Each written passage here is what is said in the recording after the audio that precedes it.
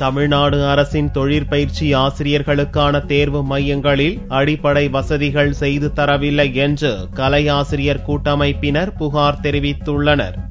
கோவை மாவட்டத்தில் தேவாங்கர் மேல்நிலைப் பள்ளியில் தையல் ஆசிரியர்களுக்கான தேர்வை திருப்பூர், கோவை மாவட்டங்களைச் சேர்ந்த 924 பேர் எழுதினர். தேர்வுக்கான தையல் இயந்திரங்களை அவர்களே எடுத்து வர வேண்டிய நிலை இருந்தது. இதனால் தொழிற்பயிற்சி தேர்வு எழுத வந்தவர்கள் அவதிப்பட்டனர். அரசின் தொழிற்பயிற்சி ஆசிரியர்களுக்கான தேர்வு மையங்களில் தேவையான அடிப்படை வசதி செய்து தராததற்கு கலையாசிரியர் கூட்டமைப்பினர் கண்டனம் தெரிவித்தனர். அரசு தொழில்நுட்ப தேர்வுகள் பல்வேறு கட்டங்களாக நடந்து கொண்டிருக்கிறது. கோவை தேவாங்கர் மேல்நிலைப்பள்ளி தேர்வு செய்யப்பட்டுள்ளது.